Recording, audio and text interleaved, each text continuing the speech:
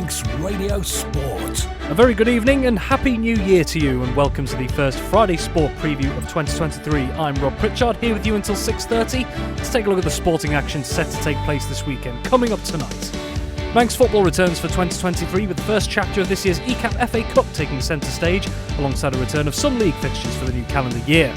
It's also a return to action for competitive rugby on the Isle of Man, with Douglas at home tomorrow looking to build on a positive run at the end of last year, whilst the Ravenscroft Manx Shield also resumes. And in athletics, what is considered one of the biggest events in the calendar takes place in the UK tomorrow, with a large contingent of Manx competitors travelling to Lancashire. That is all to come this evening.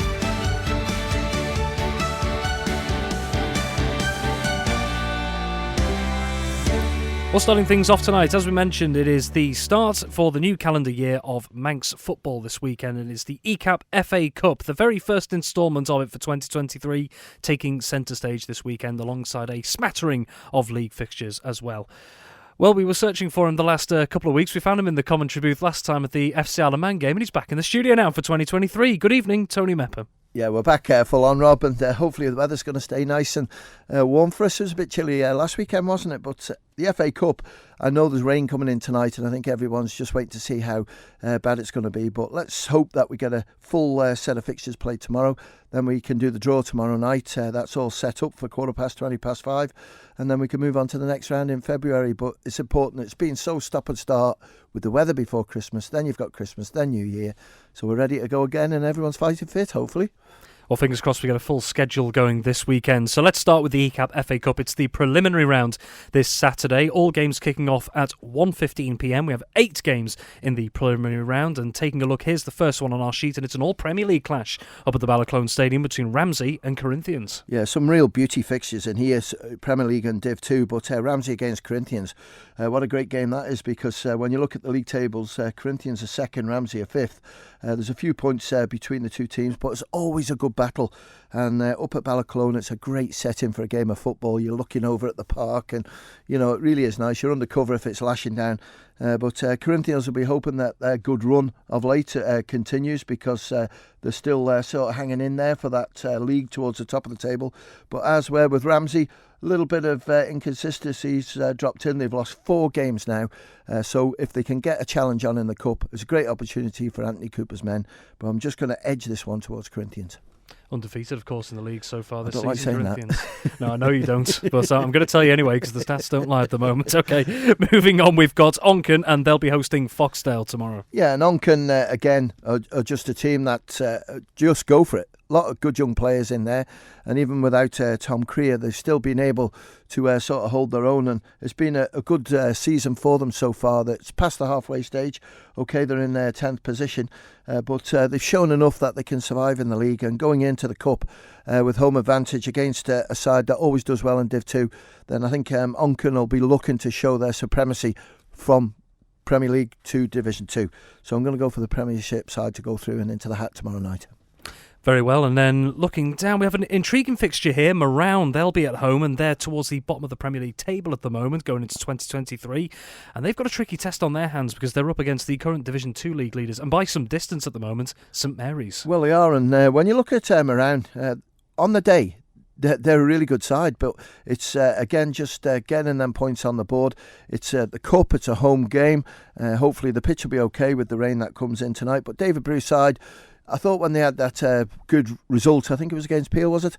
And then after that, it just didn't quite go for them. And when you look at people like Mikey Callister's in there, he'll do really good things.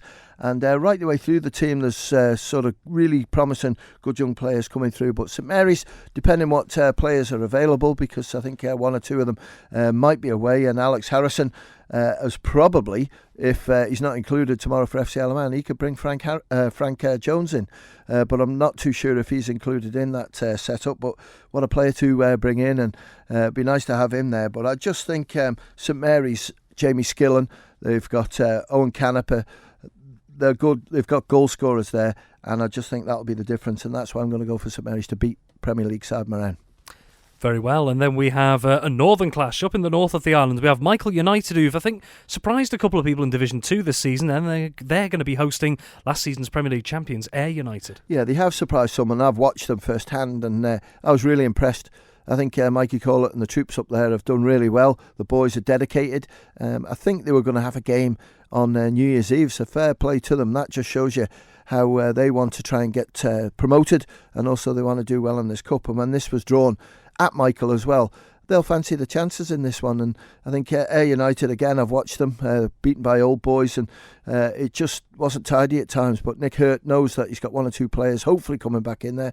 Jamie Callister's the glue at the back, keeps things all nice and tight. If Johnny Shields is back, he'll make a difference up front. And it's up to Ayr United, I think, to go for it. But Michael will make it difficult, but I'll go for Ayr to win. And then another game up in the north of the island with Ramsey Youth Centre. They'll be hosting Douglas Royal. Yeah, Douglas Royal, again, have got some good players in there. And Michael Fitzmaurice will just be having a look, see where they can slot the people in. And Lewis Roberts, I would think, will come back in. So that'll make them a lot stronger. I'm not too sure if there's a couple of university boys over. So that might just help them as well, just before they go back. But Ramsey Youth Centre, even though the combination's gone well, first team have done all right. They're going to find it very difficult against Douglas Royal, so Douglas Royal to go through. And then up after that, we have another clash between Premier League and Division 2 sides. And Douglas High School Old Boys, they'll be at home. They're going to be up against a Castletown side who will still be harbouring hopes of catching St Mary's in Division 2. They've looked good at times this season. Well, they have, and Castletown have got games in hand. They've got a forward line that is unbelievable. So if they're all there, then it makes them really strong. It's just filling in the gaps elsewhere. But Douglas High School Old Boys, Colin Purvis is in there, and they've had a couple of good results lately. And with Robbie Ward in there and others, Martin King at the back and Sam Holliday in goal, they've got experience, bit of youth in there. And I'm going to go for Old Boys just to win it. But don't be surprised if this goes to Ecky time. Very well. And then another intriguing clash, Douglas Athletic, they're at home to Braddon. It is intriguing, but when you look at sort of the Division 2 league table, there's quite a gap between the two, and that's why I've got to go for Will Smith's team.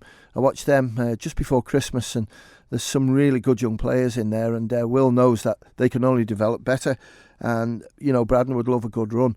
Douglas Athletic, when they've got the proper team out, Martin Cowan, Stephen Cowan, others, they're pretty good. They'll score plenty of goals, but I don't think they'll have enough to beat Braddon, and that's why I go for Braddon to go through. Very well, and then rounding off the Ecap FA Cup preliminary round ties, we have, I was going to say one of the surprise packages of 2022, but they've seemed to have found a lot more consistency and still high-flying Union Mills. Well, they're going to be at home to Douglas and District. Well, they are, and Paul Guyver, we touched on it, didn't we, before Christmas, just how well they've done. They've qualified for the Railway Cup as far as I can see it, so that's great news for them. And I think they'll win this one, no problem, against D&D. The D&D are mid-table Div 2. Union Mills are sort of third in that Premier League. You're always looking for a potential banana skin, aren't you, Rob? But I just can't see it coming here. And I know that Union Mills last time when they played against Corinthians struggled a little bit in the first half, and then when they got a numerical sort of difference when Corinthians lost a player, it helped them a little bit. But against D&D, I don't see them struggling here, and that's why I go for them to win. Very well, those are your Ecap FA Cup preliminary round fixtures taking place tomorrow at 1:15. As I mentioned earlier, we do have a smattering of league fixtures taking place as well, all kicking off at 2 o'clock. And there's one game in the Canada Life Men's Premier League, and it involves the league leaders Peel, and they travel to Laxey. I think this is the fourth bash we've tried at trying to get this game played. So I think they're absolutely sick of it. And when the cup pair draw was made and these two were vacant, they're both on the phone saying, any chance we could play it on the 7th? Said, no problem if we can get it on, and we've got it on. So we'll hopefully the weather will be fine. The pitch is good. Spoke to Mike early this morning. It's in good condition at the moment. Laxey 6th, Peel top of the table, and Peel with that 5 points advantage against Corinthians at the moment. They're looking really good, and Daniel Bell knows that he's got some good players in there. Taylor Andrews and Scott Horn have been great acquisitions for them. And then when you look at the other players there, I only see one winner in this one. I know Laxey have got a strong team. I won't name it, but I'm going to go for Peel to win. Very well, let's have a quick rattle through the other divisions as well. We have 2 games in Canada Life Combi 1 tomorrow. Yeah, and you've got to go for Russian against Ayr. I know Ayr United are 4th, so a little bit closer than it could have been. But, when you look at Russian United, their stats are unbelievable, aren't they? Played 11, won 11, and 46 goal difference. That's, 30, I think it is, ahead of the second place Peel. So I have to go for Russian to win that. And St John's against Moran, I'm going to go for St John's to win it. They've only played 8 games. There's been quite a few cancellations on their pitch, but the boys are champing at the bit. They want to play, and standout player for them, always scoring plenty, is Liam Sales. So I'm going to go for St John's to win that. Yeah, we all want these fixtures to be able to go ahead, don't we? So, and then we have 4 games in DPS Limited Combination 2 tomorrow. Yeah, and Braddon against Douglas and District. Braddon are 5th, Douglas and District are just ahead of them in the league. It's not fair to point out, but I'm going to point out that D&D have lost 2 or 3 games, but have been given the win because the opposing team unfortunately played an ineligible player, so it means that it gets reversed. So I'm going to go for Braddon to win that. Colby against Michael. Michael started off really well, but they slipped down now. They're in 10th place. Colby are just above them. So I'm going to go for Colby to win there. Foxdale against Jims, I go for Foxdale. And Pulrose against Maloo, I'm going to go for Maloo to beat Pulrose. Very well, those are all your fixtures for Saturday. Let's move into Sunday, and we have the Canadive Women's Floodlit Cup in action. 2 games there. Yeah, and there's one on tonight as well. Maloo against Castletown down at the Bowl. I think it's 8:40 kickoff. But on Sunday, it's Peel against Corinthians. That's a big one. It's 2:10 kickoff, and I have to go for Corinthians but again, depending on what players have returned back from the Christmas break. Onken against Douglas Royal. This should be close again. It's difficult, Rob, because I don't know how strong Douglas Royal's team's going to be, but hopefully the players are there, and they could beat Onken, but at the moment, current form, you go for Onken. And in the Masters football, you've got one massive game there, Peel against Ayr United, and I think Ayr United will be certainly looking to see if they can make sure that maybe potentially any of their players don't play first team in the Premier League tomorrow, but I have to go for Ayr to win that one. And Douglas Royal against Governors, always a good game, go for Royal to win. Tony, thank you very much as ever, and I will be catching you tomorrow in the commentary booth for the FC Isle of Man fixture. So a couple of details on that as well. FC Isle of Man, they're looking to bounce back from a disappointing defeat on Monday night. They host an in-form Kendal Town at the Bowl in the NWCFL Premier Division tomorrow night, looking for their first points of 2023. They come up against the Kendal Town side, who've only lost once in their last 9 outings in all competitions. FC Isle of Man versus Kendal Town takes place at the Bowl tomorrow, Saturday the 7th of January, kicking off at 6 p.m. Manx Radio providing full live match commentary on our AM 1368 and digital platforms. Okay, so moving on to rugby, and tomorrow also sees the first competitive action for local rugby in 2023. Douglas, who ended 2022 with a positive run of results, have the chance to get the new year off to a good start when they take on Wilmslow at Portashee in the Regional 2 Northwest on Saturday. Meanwhile, tomorrow afternoon is also expected to see the return of the Ravenscroft Manx Shield. So for the first time in 2023, to take us through this week's rugby contests is Dave Christian. Douglas against Wilmslow. I think Rob down at Portashee, there's a kick-off down there at 2 o'clock in Regional 2 Northwest. Douglas, if we remember, just had a nice little run of results at the back end of 2022. They had some back-to-back wins, picked up some bonus points, losing bonus point against Rochdale, I think, in their last game. Wilmslow have sank down to the bottom end of the table, are now next to bottom, although it's important to stress that there's only 3 points between them and Douglas, and that 3 points could be a massive thing, particularly if Wilmslow pull off a win here. We could see Douglas slipping right down to the foot of the table again, but Wilmslow not in good shape, Douglas in improving shape, and I think the appointment of Phil Kringle as their coach down there at Portashee seems to have kick-started a little bit of a shift. They've got a number of young players in the squad. Those players have been playing regularly as well. They're gaining skills and experience all the time. And I think Douglas have got a reasonable chance here of avoiding the drop at the end of the season. I like the team they've got picked for tomorrow. They've got a mixture of youth and experience. They've got some big boys in there too. Simon Hoddenott in at prop. He's always important for them. The skipper, Rod Todd, who can play anywhere in the front 5. He picks up a spot in the second row. Neil Killier, so important as a ball carrier at number 8. And Bryn Snellgrove, the little general, in at 10. They've got everything there in the front 9, really, front 9 or even 10, if you count Bryn Snellgrove in there. I'm going to guess, and it's a wild guess out of left field, but I'm going to guess here that the pitch may be a little bit on the heavy side at Portashee. It holds water more than the other pitches do at the best of times, and we've had a pretty wet period in the last week or so. So I think we're going to see a low-scoring game. It's not going to be one for throwing the ball around. Outside of the forwards, though, Douglas have got the pace in the back line to do the damage. Harry Hewson's there, Kyle Martin, Sam McCord is an interesting selection. Sam McCord, he can play in the back row and in the centre. They're picking him on the wing tomorrow. That suggests that they are going to play a sort of a 12-man game. And the guys outside, Jack Shimmin, Harry Hewson, Kyle Martin, even Bradley Bomar to a certain extent, who's in at centre, they're really just going to be spectators to this one.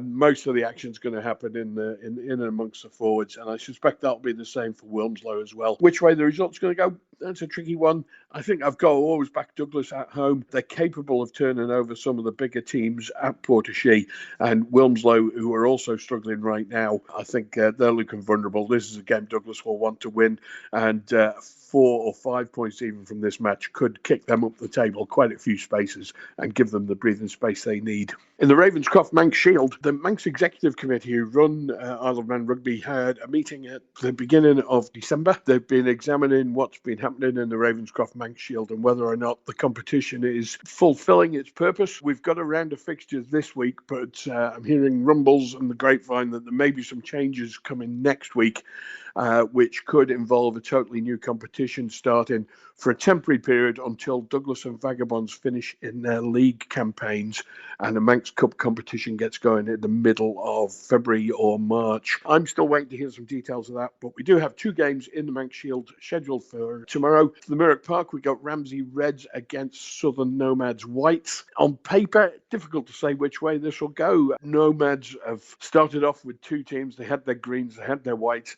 They're really struggling to get 2 sides out now, so it's essentially Ramsey Reds versus Southern Nomads in all but name. It should be a win on paper, I think, for Ramsey, with home advantage up there as well. But the games between Ramsey and Southern Nomads have been pretty tight this season. That kicks off at 2:15 up there at the Mirrock Park. The other game on the Ravenscroft Manx Shield card is at QE2 School in Peel. That's going to be Western Vikings, who will play Ramsey's Blues. Again, tricky one to call. At the start of the season, when Ramsey had quite a strong Reds team and an equally strong Blues team, I'd say a Ramsey win. But the pendulum has swung a little bit now. We're in that horrible time just around about the Christmas period. It's mid-season. That game as well kicks off at 2:15. Manx Radio Sport. And finally tonight we take a look at athletics, and although we're only days into 2023, what is considered to be one of the most important events on the athletics calendar will take place in the UK tomorrow. Around 30 Manx athletes, both youth and senior, are expected to take part in the Lancashire Cross Country Championships being held at Witton Park in Blackburn on Saturday.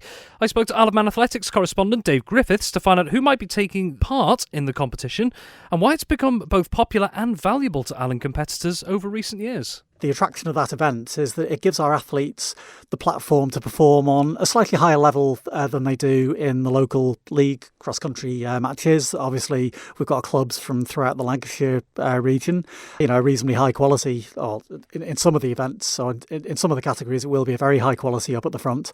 But over the years, historically, our athletes have performed very well, and I'm sure they will do so again this weekend. In terms of personnel, roughly how many from the Isle of Man are we expecting to take part? Well, I think with the pre-entries and the few that I'm aware of who are going to enter on the day, I think we're looking at probably about 32 or 33 athletes, which is really good. And that's across age groups from the under-11s right up to and including seniors and veterans. And what the athletes are chasing, as well as good performances, are individual medals, team medals, and also the possibility for some of the leading athletes of potentially being selected to represent Lancashire in the Inter-Counties Cross-Country Championships, which takes place in March. Generally, the first 5 in the under-13s and upwards will get an automatic selection, and then there are discretionary places for the ones who finish a little bit lower down as well. So there's plenty of incentives for all our athletes. For those athletes taking part, whether it would be at, say, senior or youth level, to get started this early to set your own pace and your own objectives in cross-country for the rest of the year, how important is it? Yeah, very much so. We've got quite a lot of debutants among the athletes who are taking part this year, and it starts at this level. It actually starts in the under-11s. Now, the competitors who are taking part in the under-11 races are under absolutely no pressure whatsoever as far as, winning medals or anything is concerned. We just expected them to go there, give it the best shot and see how they go.